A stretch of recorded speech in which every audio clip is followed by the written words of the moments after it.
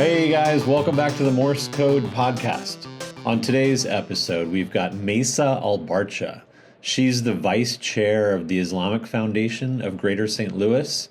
It's the largest mosque in St. Louis County and one of the largest in the state. Maysa's got a fascinating story, and there's a lot to dig into in this conversation. She was born in St. Louis, split her time in childhood between Collinsville, Illinois, and Syria. We talk about getting married at age 18, and she presents a nuanced and complicated view of politics and the world, which is frankly pretty eye-opening to a lot of us, myself included. I think you're going to enjoy this episode. There's a lot to dig into. Enjoy meeting Maysa Albarcha. My parents immigrated here in 1974. And then they came to St. Louis. My dad was doing some type of internship at St. Luke's, so I was born there. And then later on, he went to visit some family member in Indianapolis, so we had a bit of a tragedy there while we were there. I was 7 months old. There was a fire and in the townhouse because of a faulty breaker. So the people who had constructed that townhouse had a faulty breaker, and so the breaker overheated and a fire started. Oh, wow. And again, with immigrants, when they come to this country, they're not aware of many of the fire safety laws or what to do in case of a fire. They don't get educated, especially in the 70s. Now there's a lot more, I think, education. But back then, the woman who owned the home that we were visiting had no idea what to do. She tried to call the fire department, but she didn't know where she lived. She didn't know her address. Oh my gosh. So they weren't able to trace the line in the 70s, so they weren't able to arrive on time. And the neighbors had to call the police because they saw the smoke coming out of the townhouse. Well, by the time the police had come, one boy was already dead. My mother was in a coma from fire inhalation. I was in a bathtub where a young girl had put me away because she was taught at school to kind of if you can't bring a child through a fire or you can't walk through a fire, put them in a bathtub and close the door and put towels. She did exactly that, and then she herself walked through the fire and got burned. Wow. And so the fire department sent a young 18-year-old boy who was the son of the fire chief for his first job, went up the window, and he grabbed me out of the bathtub because he heard me crying. And he brought me down the window, and then he went and grabbed everyone else. And then he remembered that boys and girls, little kids, hide in closets. So he found the dead boy in the closet because he had already died from smoke. And then, the whole ordeal was very traumatic. My dad ended up having to change his residency plans from a very prestigious hospital in Chicago to another hospital in Kansas City. So his life changed. It was a change of course in his life. And I can't say for the worst or for the best because the outcome is what it is today. So if I had stayed in Chicago, I would have been a different person. Who knows? The daughter of a surgeon instead of a daughter of a pathologist. He became a pathologist, and later on he went into ER. So we lived in St. Louis. We moved to St. Louis. He remarried. My mom did not necessarily survive the ordeal. She died much later, but she stayed in a home for people with severe disabilities. Oh, wow. She was no longer functioning because when you're having smoke inhalation, brain damage in the 70s, it wasn't as treatable as it is today. Wow. So he remarried. He had 4 more children. Do you have siblings? Yeah, they're from my stepmom. Okay, got it. But I had a great relationship with everyone. My siblings were my full siblings. We were great. So we stayed in St. Louis for most of our lives. I grew up in Collinsville, Illinois, which is across the river, 10 years of my life. So it was predominantly white, blue-collar Americans. Collinsville had a very minimal amount of diversity. So we had no African Americans. We had maybe just a couple of Latinos. I don't remember any Jewish kids in our school, at least they didn't say it. There was no Hindus. It was just very not diverse. And not because they meant it that way, it's just that those people from those cultures and countries didn't want to move to Collinsville. There was nothing there for them. My dad worked there in the hospital, so we were required to live there. What was that like for you growing up? Did you feel? It was very difficult because, I understood I was different. I didn't have the same names. All of them were Katie, Stacy, Jenny, Carol, the basic names, John, Mike, Smith. And so for me, I had a Maysa, which is for them very foreign. And they celebrated all the holidays. I didn't necessarily have much to tell them about on January 5th when we went back to school, I didn't get any gifts. So Right. I eventually had to kind of make up gifts sometimes, or Uh-huh. we just didn't really talk about it. I wanted to fit in, but at the same time, I didn't want to give up my culture Yeah. and my religion. And in the 80s, if you remember, I don't know how old you are, but it was not the thing to stand out. It was Right. the thing to fit in. Yeah. You wanted to be part of the crowd. You wanted to fit in. You didn't want to be a sore thumb in school. So it was very difficult to navigate that. My dad was having a hard time because I was requesting to go out, to have sleepovers, to go to certain parties, events, which he wasn't used to. Yeah. And so, Did he want to keep you separate from that culture, or Not was it just really. he wasn't sure how to navigate he it? wasn't sure how to navigate. It was very difficult for them. People who come from other cultures, especially where like the village raises the children and there's a lot of extended family, that extended family provides some peer pressure on the child to conform and to be part of the village. Yeah. It's not necessarily from a village. My dad's from a big city of Damascus, but the family is extensive, so you're not going to get out of line. Yeah. But when you're all by yourself in a small town in Collinsville, Illinois, you got to protect your sheep. You got to protect Right. the flock.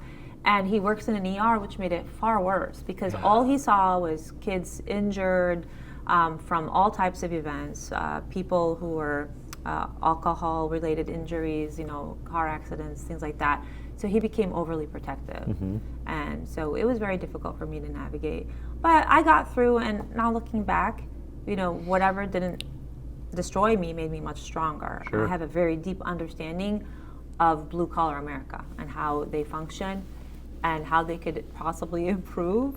Sure. And what things that I can protect my own children from and what I shouldn't and so on. So it did give me a deeper understanding versus someone who have maybe been here and gone to a private exclusive school and had only dealt with the same culture, the same religion, the same being very much protected doesn't always help you to become a better citizen in the sense if you're trying to make yourself a very important part of the community. Yeah, Because agreed. you don't know how to deal with them. You'll have to learn it as an adult, which isn't very flexible. Yeah. When you're young, you can learn things and be flexible and adapt, and your brains are still, developing. But when you're old, you're kind of stuck in your ways. Yeah. And so it did help me in a lot of ways. Yeah. So that's really, I got married quite young, about 18. I met my husband through the mosque. Were you still in Collinsville at that time? Off and on. I lived in Jordan in 1989 for 1 year to learn Arabic.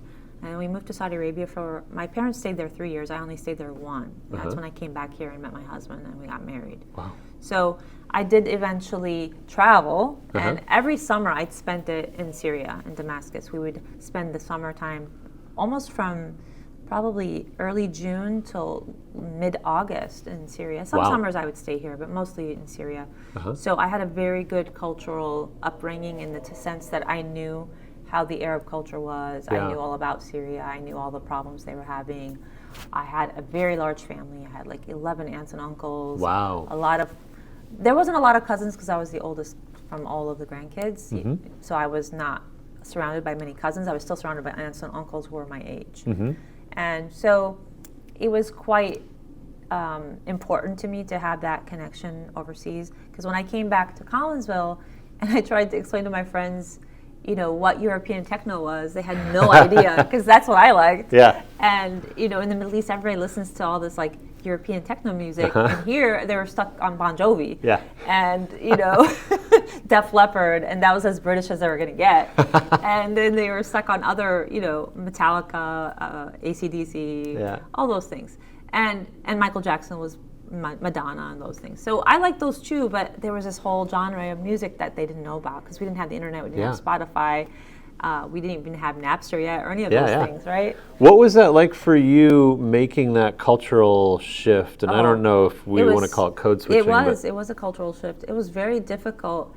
And I found myself all the time when I was in Syria defending Americans because all they received about America is what they heard in their news. They didn't have satellite dishes yet. There was no internet. And the movies. So whatever movies we let them see, whether it be Superman, whether it be, Beverly Hills Cops, whatever was popular in the 80s, they would watch as well. And then, of course, the news. And we were going through a Cold War at that time, I think, with Russia. So they were getting a lot of Eastern news versus ours was more on the Western side. So, the news is always, of course, determined by the politics of that country. They'll present you the news they want you to hear. So I was always defending, no, Americans have morals. Yeah, they have values. They still get married. They do respect their parents. Some of them do. And I agree, there was a lot less respect and sense of parents in the American culture than there was in, let's say, the Middle Eastern.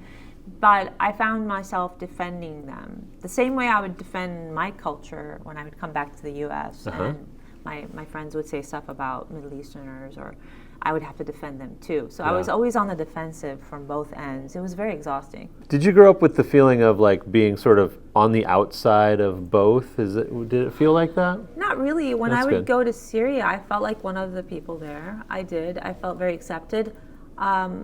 There wasn't that many kids my age who had grown up in the U.S. and were traveling back and forth. I was kind of the first generation of that. So I felt very accepted, and I enjoyed my trips there. There were some things I didn't like, but I mean, you're not going to like everything about everyone, right? Yeah, sure. And then when I'd come here, I felt less as part of society, because I was different. I didn't celebrate the things they did. I didn't eat pork, for instance. I had a friend, and if she's watching this, I doubt she's watching this, but we were like 10 or 11, and she couldn't for the life of her understand why I can't eat pork. I tried to explain it to her, and I wasn't well versed in my religion to explain to her, well, it's a dirty animal, and God asked us not to eat it. It's in the Old Testament too. Jews don't eat pork. I didn't have all that knowledge. I just said, we don't eat pork. It's just, we don't eat That's it. the rule. So one day she serves me pizza, and she goes, eat this pizza. I said, that has meat on it. She goes, oh, no, it's beef. It's hamburger meat. And I was like, are you sure? She goes, yeah. So I eat the pizza, and then she starts looking at me like this. She's kind of looking at me. I was like, well, why are you looking at me? She goes, nothing happened to you. I said, why would anything happen to me? She goes, I just fed you pork. And I was like, ugh. I said, did you think like I'd grow horns or something? Right. What did you think would happen if you fed me pork? And she was just like, no, I just thought something physically would happen to you. I said, no, it's a matter of faith. Like, we're not supposed to eat it. We don't eat it. There's rules on why, and I don't know them. And of course, I said it in a different way. I was 10. I was mad at her. And but that was a really funny incident. The fact that she even went to trick me, it was actually smart of her to try to trick me to see what the result was. Not very thoughtful, but maybe kind of smart. Yeah. And the whole like dating thing, in Muslim societies, we generally don't date. We don't have boyfriends. We don't. So that was also very difficult. Everybody at my school was dating, and they all had boyfriends, and they had things to talk about and relationship issues. And I kind of surrounded myself with a friend who was not really into all of that. She was a good Catholic girl, and she grew up in a Catholic school, and then her parents put her in public high school. And so we were good friends. We've drifted apart since. I mean, we're all in our own little worlds. Sure. But in general, I tried to surround my people who shared values and things that I could deal with. It was just very hard to find those people. And at the school I was at, most of the American kids weren't that religious to begin with. There was a small religious group who would meet for Bible study after school or something, but the rest of the kids weren't. I mean, you'd think small town America would have a lot more religious students, and they weren't. They really weren't into their religion. They were more into pop culture, more into like getting drunk after school, partying. Sometimes smoking pot, things like that. And this is back in the 80s and 90s. So I've heard other people having different experiences, but again, it depends on who you've surrounded yourself with. Like, we lived, like I said, blue collar America. Most of our neighbors were nurses, car mechanics, construction workers, and that sort. My father was the only physician who lived in the whole neighborhood that we were in. And he was utilized on emergencies. People would come knock on our door and stuff, and he was very helpful. But I do appreciate he gave us that upbringing, so I was able to kind of understand a segment of America that I probably would have never understood. Right.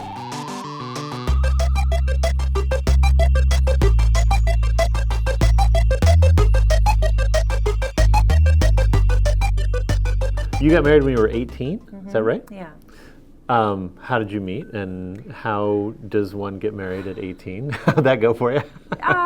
Well, it was a known thing in our culture that if the right person comes along for marriage, that you accept.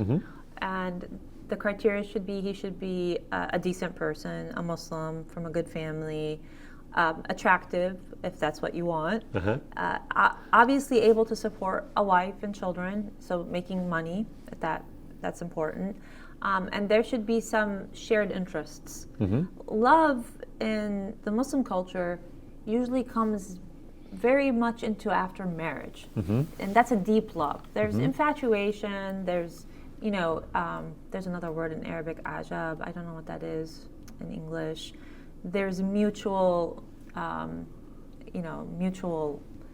interest, Mm-hmm. between two people. But love, the deep love, only comes much deeper into marriage, like years into marriage. That's when real love comes in, when you've earned enough points on each side. When you do something good for someone else and they reciprocate, that's points. Mm-hmm. When they do something negative, it takes away from that bank of emotions, right? Yeah. So that comes much later in marriage. So I understood that part. And I've seen people who've fallen in love, gotten married, and divorced in a few months. So that's not really a criteria that is necessarily works for everyone. Yeah. So I got married after knowing him just a few months. And To your age? no, he's much older. He Okay. was about 10 years older than me. So he was already a physician at that point? He was a resident. So he had just Oh. gotten his residency in Harlem Hospital Center in New York. Oh, wow. Yeah, so I was making a huge move from St. Wow. Louis to Harlem. So we only lived there for a year, and we had it after a year. We're like, we're moving out. So we moved to Ohio. We went from there to Youngstown, Ohio. Okay. Yeah, and there it was quite a different experience, and Yeah. a lot less expensive, Uh-huh. like half the rent. Probably a lot more like And Collinsville. laid back, yeah. Uh-huh. It was very laid back. Everybody there was super nice. Now, remember, when I lived in New Jersey, when I went to high school, when I lived in Youngstown, I didn't wear a headscarf. Uh-huh. So I was very easily accepted by American population as one of them. Until they understood where I was originally from, or maybe from my name. Mesa is not exactly, Stacy or Yeah. Carol, right? So they weren't really sure. But Did people get confused and think it was the Spanish word mesa? It was over my Spanish teacher did. He'd call me table. He's like, come over here, table. But, moved back to Ohio. And in Ohio, we had our first child. And that was that was probably the most amazing experience of my life, is having a child. And I knew I was meant for motherhood. That was my goal in life, to be the best mom I could possibly be. And, since then I've had 4. So I have Wow. 3 girls and a boy. Uh-huh. And I have 1 granddaughter and 1 on the way. And Wow. my boy is 14, but my other 3 daughters are already past their 20s. Uh-huh. So I did enjoy motherhood very much. And that was when that all started in Ohio. And then by the time he finished his residency, we had moved back to St. Louis. I wanted to be around my parents. Mm-hmm. And then my husband ended up in East St. Louis and eventually started working part-time at the VA, Veterans Memorial Hospital, Johnny Cochran. And then from there he stayed, and then he became full-time at the Veterans Hospital. So he's been taking care of the veterans locally in the St. Louis area for almost 25 years, I'm not Wow. sure. Yeah. When did That's he how stay? long you've been back? Yeah, I came back in 1997. Okay. So what is that, 22 years, 23 years? 20-something? 22 years. 28 years? Is it? Why are we both bad in math? 25 plus 3? Yeah, okay. Yeah. So that's how long he's been Wow. working there. So have you been here in West County that whole time? When we moved back to St. Louis, yeah. So I grew up here, just down the road, and I now live 2 doors down from the house I grew up in.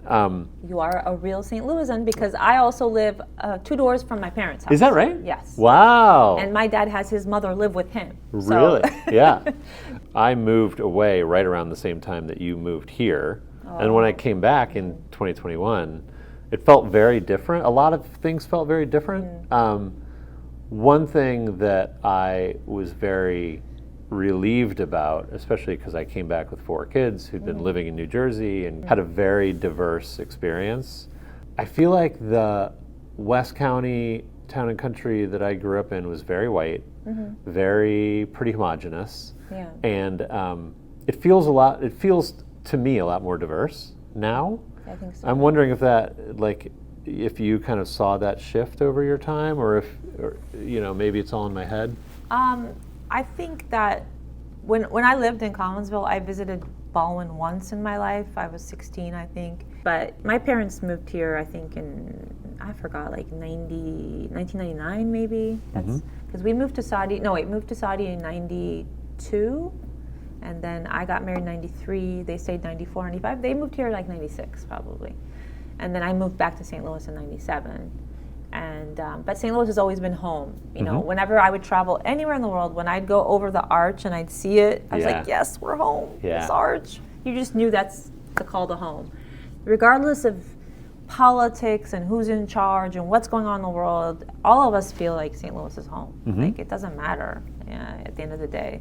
I mean, people, you know, say, oh, I don't like, let's say, U.S. policies, or I don't like this, or yeah, you can dislike policies and stances, but you're always going to love your homeland. There's no way around it. It's our homeland. It's where we grew up. And whether I wear a headscarf, I'm Muslim, I'm Christian, it doesn't matter.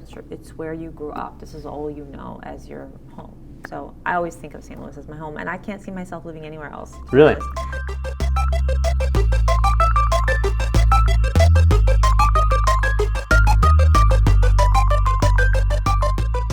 Something that I find really interesting, and I wasn't intending to go into politics, but I find this really fascinating, and you can help me understand a little bit. I think there's a sense among white liberals that because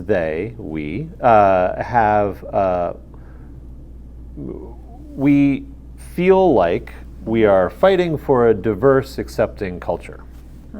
And I think that there's a sense that, you know, there's a sort of a white Christian kind of monoculture that's sort of trying to take over and feels like it's creeping into every aspect, and, you know, 10 Commandments in the church, in the school, and all kinds of things, which that group of white liberals generally opposes, and we talk a big game about personal freedom and again, acceptance, tolerance, that kind of thing.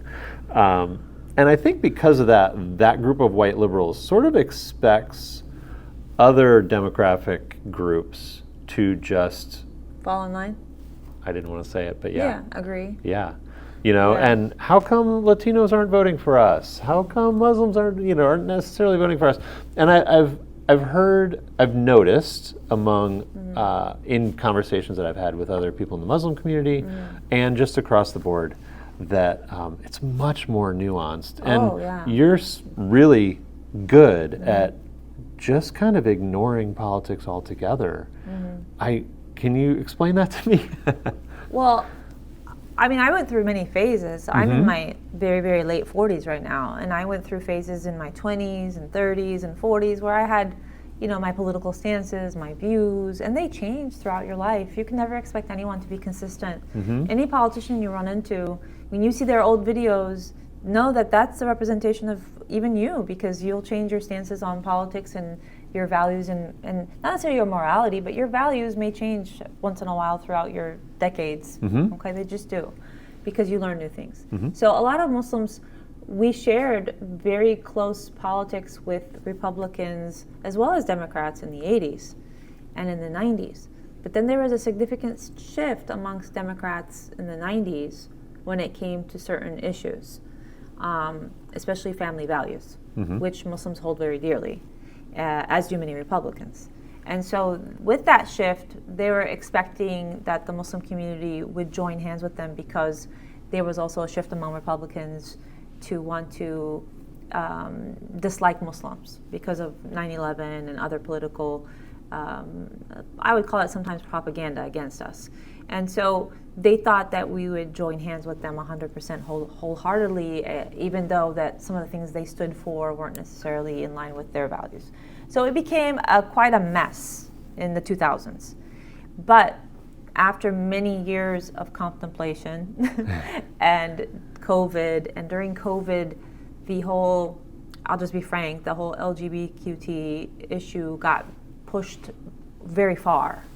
And the Muslim community realized that on the political level, the Democrats and Republicans were very closely aligned for all the politics, whether it's overseas, local, they're not that different. It was just this main issue that they were differing on. Interesting. So they chose to go, a lot of them aligned themselves with the conservatives on this issue. Not because they're against that community, they're not. They're actually pretty open and accepting, but they were against it being pushed on their children in schools, especially in the public school system where many of them had no choice but to use. And so they felt that this was an insult to them, that this agenda was being pushed on their children, and that they were being taught that this was a normal behavior and they should accept it and embrace it, versus this is a behavior of society and this is what they do. You don't necessarily have to embrace or accept it. There's a big difference. And the age that you teach that to is also quite important. They didn't want it to be taught to a very young crowd versus an older crowd. Even my own son, I spoke about it with him when he was around 12, because I knew once he goes to public school, he's going to hear more about it. He has TikTok, Instagram. I want to be the one who tells him what these things are. And I never taught him to be hateful or any of that. I said, actually, a lot of them are very nice people, but this behavior is not something that we engage in as Muslims, and this is why, and so on and so forth. So we gave them the talk. But I think that politically, a lot of liberal white people thought that they needed to continually talk about diversity and culture. And to be honest, as a diverse cultural Muslim, the more you talk about something, the more it becomes a problem sometimes. The less you talk about it, the more people really don't notice it. If every time I move, I'm considered a minority, I'm a culturally diverse person, so I'm always going to have some type of victim card to use, and you're going to get sick of me. Really, the more I use a victim card, the more you'll get sick of me. And I'm telling you, as I'm on the board for the Islamic Foundation, and for many years I was either the only woman or one of just a few women on the board. Not because they don't want women. Women don't want to be in the board. They have other things to do. They don't run for office. Recently, a lot more women have been running. But it's at 8 o'clock in the morning for the meetings. It's tedious, you know. So I never really once used the woman card if someone disagreed with me. I never thought of it as an issue, men versus women. We're not brought up that way. And to constantly make it an issue, and we're very diverse. We have Indians, Bengalis, Arabs, Americans, you know, we have a diverse crowd. We try not to also bring up their ethnicities every 5 minutes because, again, in the end, we're all the human race. We're all bleeding the same blood. We're all, you know, crying the same tears. We all get happy and joyful at the same time when we see things that are, you know, making us happy. So we shouldn't really think of ourselves as like cultures and races and ethnicities and genders, and constantly we all have our roles to play in society, but for us as Muslims, we've really never been put in that position until more recently, like when the liberal whites on the Democratic side were trying to lure us by saying, oh, you guys are race, you're a religion, you're a ethnicity, you're diversity, like DEI in workplaces and stuff. You know, my husband works at the VA, and they brought all these diversity things into the VA, and now they took them back all out, right? Because it's a federal government. And he said it really didn't improve the care of the patient. None of those policies improved anything. Everything just kept going the way it was. All it was paperwork. It was just extra paperwork. It didn't improve anything. None of this stuff improved the experiences children had in public school. I don't think any of it improved any experiences anyone had. It was just people trying to get their way about certain issues. So I agreed with the conservatives on a lot of those things when it came to diversity and, you know, dividing us amongst those groups. Again, they say a lot of things that are unnecessary as well that I disagree with wholeheartedly. But for me, and I'll just tell you on a personal level, I care about this country and how it's going forward, because I imagine myself having my children live here and their children are going to live here, and I'm going to leave this world, and what's left behind is what, you know, what I added to the world, right? And what other people have added. So if I leave this country in disarray and I'm voting for politicians based on short-term goals versus long-term goals of maybe, let's say, morality and values, then I'm doing a disservice to my country. And that's really how we more conservative Muslims look at it. There are liberals who will vote with the liberals the same way, but I will tell you, for the most part, I would say close to 70% will not. Wow. I do these public lectures for schools and universities, and they bring their students to the mosque. They come to learn about Islam, Christianity, Judaism, Hinduism. They go to everybody's place of worship equally, trust me. The public schools aren't just bringing them to indoctrinate them about Islam. We do not indoctrinate them at all. In fact, to be honest, I've had children in a 5th grade public school who've written me back about my lecture and have said to me, and I can show you the letter, it made me cry, because of your lecture about your faith, it inspired me to be a better Christian and asked my parents to start taking me to church. Wow. I made the Christians go to church. That's great. And I was reading like, I have never heard of this one. This is a first. And there was 50 letters I read because it was like a big class. And I wanted to inspire the children. Maybe I'm guilty of inspiring them of having a faith, of having some type of faith that they look into, because it's important for young kids to have something. But I don't necessarily inspire them to be Muslim. I just talk about our faith, what we believe, and what commonalities they may have with Christians and Jews, and not necessarily with Hinduism. We don't really talk about that, but most of my classes consist of Christians and Jewish kids. And I've had synagogues come, I've had different types of Christians, like what do you call it, from Principia. They've come here several times. Sure, yeah. You talked about being a woman on the board here. Yeah. And I'm very interested in, I mean, you have a very respected official role, but also just within the community, you're, a looked up to person. And there's, I think, a general sort of assumption or stereotype that women are, not, I want to say, valued within the Muslim culture, and I want to give you the opportunity to speak to that. And then also, we're here at the mosque, at the Islamic Center, and it's an amazing facility, and you offer so many different sort of community services and activities. And so I want to give you the opportunity to talk about that. And then I also want to just ask you about, I think that we talk a lot about or at least I've thought a lot about, the kind of the cultural aspect, but I would really like to learn and understand more about how your faith kind of, informs the way you relate to the world and the way you kind of move through the world, just on a kind of faith level. So that's a lot. You can is a lot. Choose any of those. Okay, yeah. As it relates to being on the board, I started at the Islamic Foundation probably around 2002, just pulling weeds and doing various maintenance things, because by nature I'm very hands-on. I'm very much into maintenance. My dad was the head of the maintenance department here for a while for this foundation and the one that's in West Pine, which is on the SLU campus. That was the first mosque established in St. Louis. And so we own both of those properties. And when my kids started going to school here in preschool, we have a full-time school. They started going here in kindergarten and some in preschool. I started having more time during the day to do things, and I thought, what better way for a housewife than to contribute to a community? So I started contributing time here. Eventually that led up to me becoming the head of the maintenance department, which was my, I guess, real calling, if you want to say, and something I enjoyed tremendously. And I enjoyed seeing the results of my labor, and also making sure that the foundation's property was well maintained and well established for the children that come here to be proud of their religion. Because a lot of times there'll be mosques where they're in very bad shape, they're not taken care of, there isn't a good maintenance plan. And when I was young, I would see that and I would say, oh, that's so disheartening. When you go to churches, they're so beautiful and clean and well established. So I wanted to make sure ours was taken care of, for the children at least. And then later on, I moved my way up into public speaking. I became a public speaker after September 11th because there was a need for people to understand what Islam was. They were getting a lot of requests for tours and coming here. So me and a group of people just started to learn on how to give public speeches to people on Islam without proselytizing, just informative ones. Also during that process, I got nominated and elected into the board.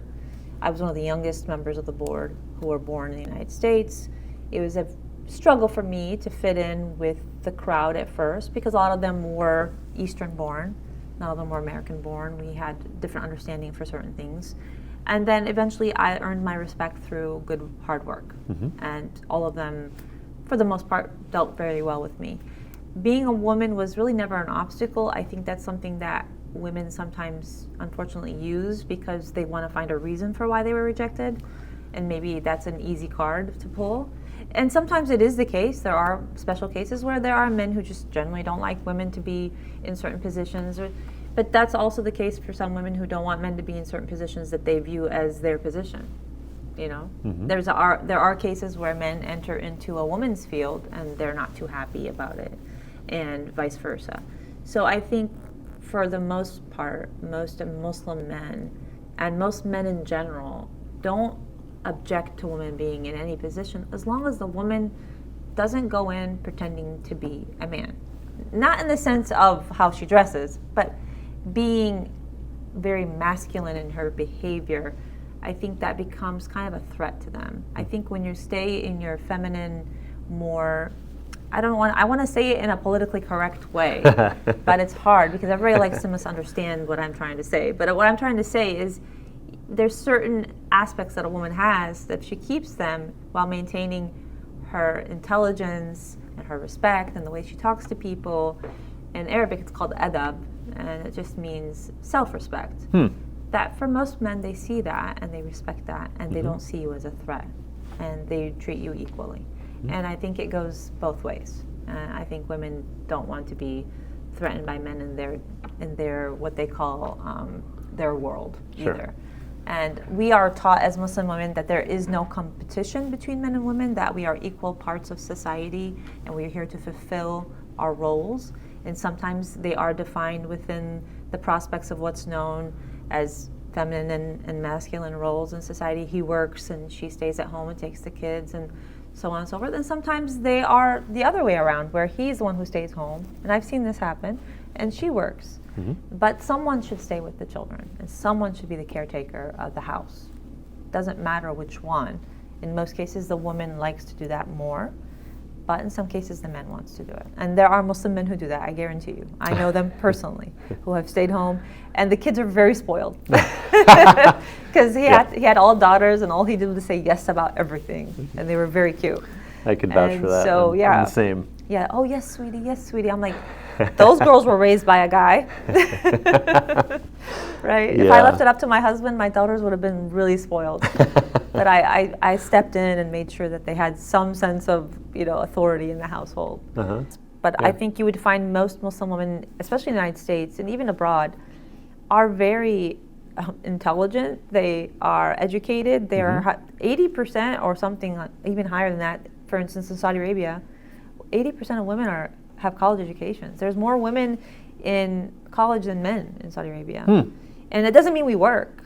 Like, all my daughters have college educations. One of them has a master's from Johns Hopkins. And they all work for my daughter now. She has a business. She does clothing.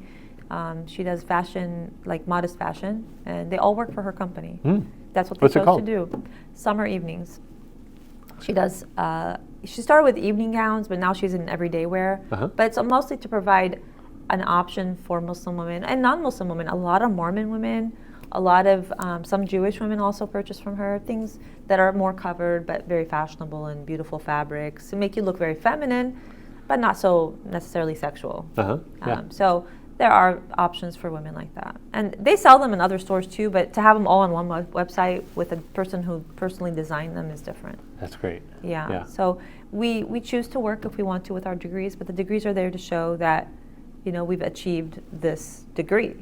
And if we need it, we will work. Most women do work. I would prefer that if I was given a choice, that women should work as needed, and when they have children, to stay home with their children until they're off to school and then go back to work. Or if they have the option of working from home, that would be also great. That way they can spend more time with children, because your first priority is your children. And why have them if you're not going to spend time with them? So everybody thinks that as a Muslim woman you have to cook and clean, and you don't have to. We do it out of our own free will, our love for our families. So that's just something I wanted to clear up. You were born and raised here, and you said your cooking is good. What kind of food, what kind of cuisine do you cook at home? Is it More quote-unquote recently, American? I Or? think my husband's been cooking more than me Uh-huh. because he comes home early and he finds, time, so he cooks. But when I do cook, I make Syrian food. Mm-hmm. I make American food. Occasionally we'll make Chinese food. We'll use different recipes for different things. But I do enjoy making the Middle Eastern food the most. Kibba, mlukhia. I don't know if you know what mlukhia is. I It's don't. like this. It's almost like a spinach. There's kibba. It's like stuffed meatballs. Uh-huh. There's kibba pie. There's stuffed grape leaves. There's, Mediterranean food is quite variable. If you've ever had Mediterranean food, and that's what Syrian food is. It's basically Mediterranean food. It would be closest to Greek food, Turkish food, that kind of thing. Lebanese food, very similar to Syrian food. So yeah, I enjoy cooking. Uh-huh. But so does my son. The first thing he does, he Wow, comes home. really? Oh my God, he wants to make a steak. No, he makes easy foods like grilled steak, with some potatoes. He watches recipes. Mm-hmm. So every boy is different, but right now he's into cooking. I have a 14-year-old who also, Watching 14-year-old boy recipes? who also is really into cooking, Yeah, it's from all the TikToks Yeah, all and the- Reels. yeah. So whatever you want your child to get into, you just whisper to the phone, and it starts bringing up those Reels for you, and that's what he'll get into. Is your son into cologne now too? Is that a thing yet? Yes. Yes, He had right? his first day of school the other day, Oh my and I God. was like, what am I smelling right now? Yeah. Yeah. It's a big thing now. 14-year-olds are going to, and they know the lemony grass ones, and this is the musk ones. Uh-huh.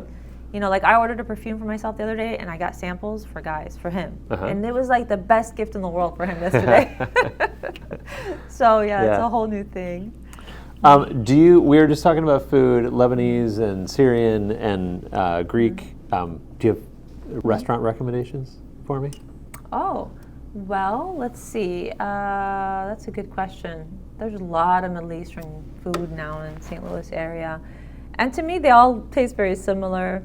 There is, this is not necessarily all Middle Eastern food. There's Melt and Dip just opened up on Manchester.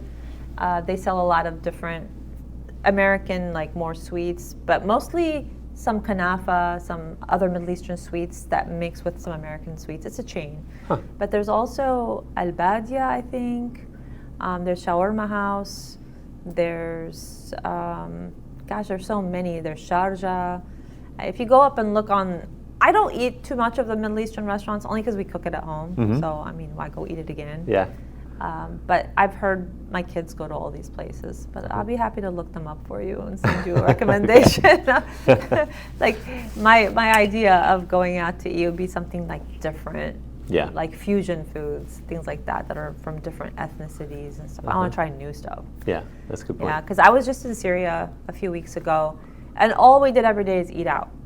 And every day was basically the same foods. They would have fattoush salads, rice, you'd have grilled meats, all different types of appetizers. Every restaurant serves basically the same things if you want their basics. Mm-hmm. It's very good food. It's pretty healthy, but I was filled with that menu. I'm done with that menu. And then we started eating fusion foods. We had Asian food there. It was actually better than the Asian food here. Really? Yeah, they brought real Wow. Asian chefs too. The lady who was making Really? my sushi was from Japan. Wow. Yeah. Huh. Syria is quite diverse and has Uh-huh. people from all different parts of the world who live there and work there. And Mm-hmm. it's mostly Syrian people, but it's a really fun country to visit.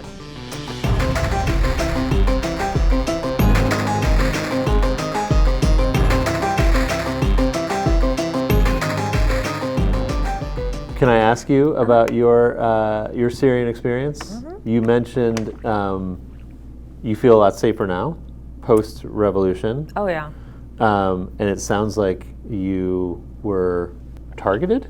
No, not targeted, but Uh-huh. pre-revolution, if you were speaking out against the government, which was the Assad government, for every Syrian citizen, they had one or two spies. They had people mounted everywhere, even Wow. in St. Louis. They had people spying on Syrian citizens here. So you really couldn't speak up against them in public if it wasn't your close family. You couldn't even criticize them. Really? My dad once said that Bashar al-Assad was too young to be president, according to the Constitution, which he was. He was 35, I think Constitution said 37. And when he went to Syria that summer, the people at the border said, "We heard you said this, that he was too young." Wow. And he's like, how did you hear that? I said that Yeah. in a dinner in St. Louis, at a medical dinner with other Syrians. So there was obviously a spy who had. So they spent a lot of time, instead of fixing local problems, government problems, they spent a lot of time focusing on spying on their population in order to control them. When in fact they could have just become a good government and let their population want them to be in office versus spying on them. And so the revolution happened because people were fed up of having their children go missing in jails, abused, their women were going missing. There was a lot of nepotism. You know, you could get a parking space only because you knew someone. You could get a government job because you knew someone. I mean, to some extent we have that here in this country, but it's so high up that the average American person does not even notice it because they're not involved in that high up. But in Syria, it was like at every level. And people were just so fed up, and there was just so much abuse. So if you got caught speaking up against them, there was a consequence for you, perhaps for your children, perhaps for your close family members. There was a lot of abuse of power. And so this new government, when they came in, they were from the people, for the people. And, you know, I don't like the fact that American Western media keeps calling them Islamists. Just because they're religious Muslims doesn't make them dangerous to anyone. In fact, if anything, when I went there, they were the sweetest, nicest, most respectful people. The military who was posted to protect people were very nice and respectful to anyone. It didn't matter what you looked like or what you wore. I saw a woman in a booty shorts in the city. I saw a woman fully covered from head to toe. No one bothered anyone. But overall, I felt so much safer, so much happier. The people felt like there was like this black cloud lifted from them. Like now they could freely speak. If you didn't like the new president, you can say, I don't like him. He's not going to arrest you. They're not going to care. Words are free. Say what you want, as long as you don't incite violence, right? Yeah. And people were speaking up on either side of the aisle. Many Christian Syrians live in Syria, and many of them were very happy. There was a hotel owner who said before the revolution, his hotel was constantly being used by the government officials who never paid him. They felt they were entitled to use his beautiful hotel for everything and not pay him. Now, no one has the right to enter his hotel without being paid. He gets paid for everyone, regardless of who they may be. And he feels there's a sense of fairness. So every human being enjoys having justice. Nobody wants injustice. The only reason laws exist is what? Why does law exist? Justice. That's the only reason laws exist.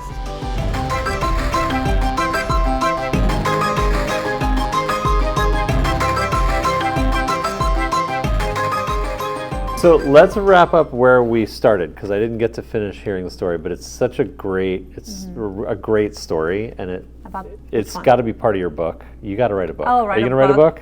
Oh, I would have to hide the identities of everyone, change their cities. I just know too much. Yeah. It would be quite an ordeal for everyone involved in my life to have a book written about them.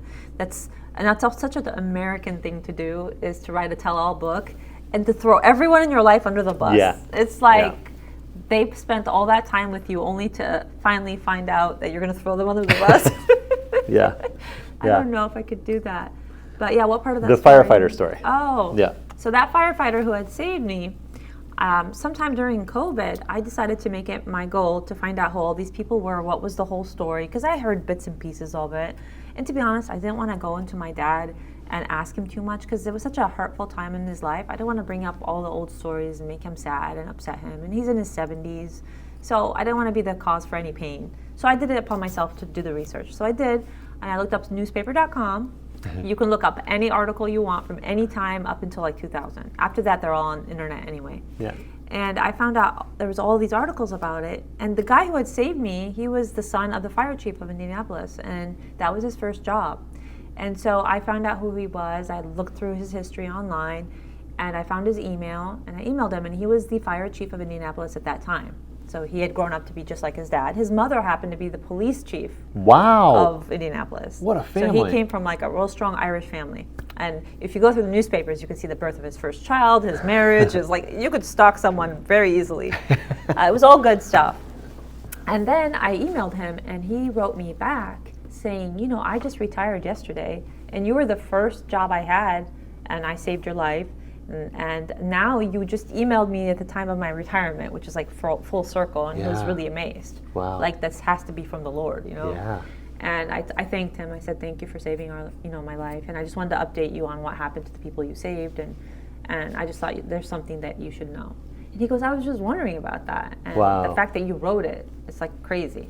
So there's a lot of incidents in my life, and I'm sure in your life, where you are proven that there is a creator somehow, because there's too much that is a coincidence that is very beautiful, that happens in your life, that makes you really understand that the creator's there watching, and he's helping, and he's pushing, and he's reminding, and he's putting you in your place, and all these things. So I think part of that whole story is that, the creator was watching out for me. I had a purpose. I was supposed to live. I didn't get burned. I had a little brain damage, but I'm good now, And when you're young and you get fire inhalation, I think you heal better than an older person, because your brain is still developing. Who knows? I could have been a genius,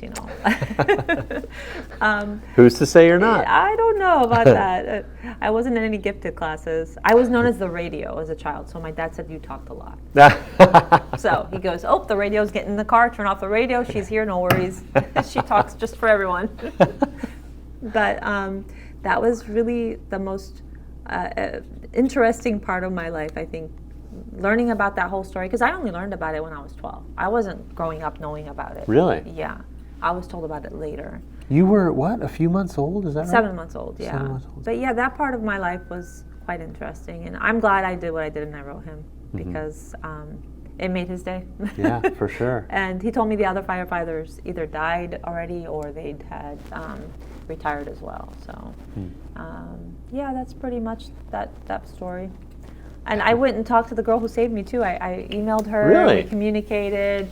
She had burns on her body. She later got burned again in a stove incident. But she found a husband. She has a child. She's very happy in her life. She told me that she credits the American school system for teaching her fire safety, and that's what made her put me in the bathtub. Yeah. She said that she had just learned in school that you do this to the baby or anybody, and you put them in the fire in a room, like a bathroom, put a wet towel. She said that she filled the tub a little bit with water. I forgot why she did it. Maybe to keep me cold. But, and she said then she left the room. She hoped that God would save me. Wow. Yeah. She was 7. Wow. And when I spoke to her on the phone, it turned out she was a very gifted person. She was like highly intelligent. She had like an IQ of like 1. Thank God you stuck me with a really smart girl. She had like a lot of like gifts. Like she was gifted. I really appreciate you taking the time. This was awesome, and we covered a bunch of stuff. And we did. It was a good conversation. Yeah. I have a lot to say about a lot of things. You sure do. Maybe we'll come back for part 2.